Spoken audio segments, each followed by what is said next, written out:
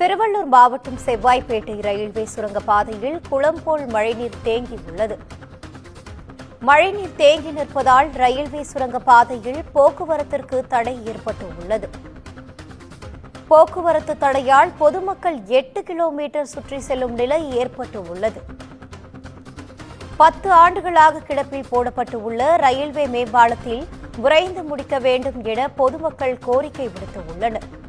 அண்மை செய்தியாக பார்த்து வருகிறோம்.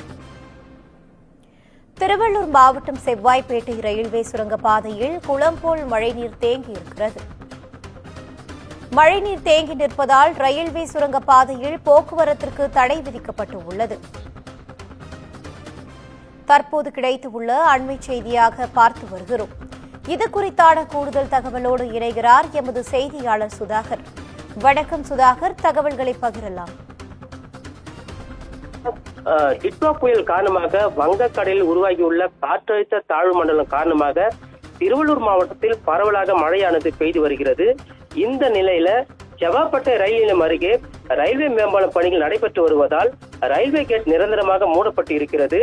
இந்த ரயில்வே கேட்டை கடந்து திருவூர், அரண்வாயில் உள்ளிட்ட பல்வேறு பகுதிகளுக்கு வாகனங்கள் செல்ல வேண்டும் என்றால் செவ்வாய்ப்பேட்டை ரயில் நிலையம் அருகே உள்ள சுரங்கப்பாதையை கடந்துதான் செல்ல வேண்டிய சூழ்நிலை இருந்து வருகிறது. இந்த நிலையில்தான் தற்போது பெய்து வரும் மழையின் காரணமாக திருவூர் பகுதியில் உள்ள ஏரி நிரம்பி அதன் உபரி நீரானது வழிந்தோடி செவ்வாய்ப்பேட்டை ரயில் சுரங்கப்பாதையில் நிரம்பி குளம்போல் தேங்கி நிற்பதால் போக்குவரத்தானது தடை செய்யப்பட்டு இருக்கிறது. இதனால் அப்பகுதியில் மக்கள் 8 கிலோமீட்டர் சுற்றி செல்லக்கூடிய சூழ்நிலை ஏற்பட்டு இருக்கிறது.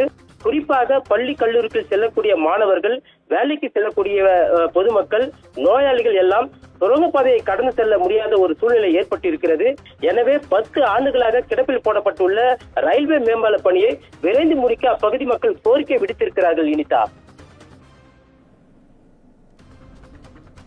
தகவல்களுக்கு நன்றி சுதாகர்.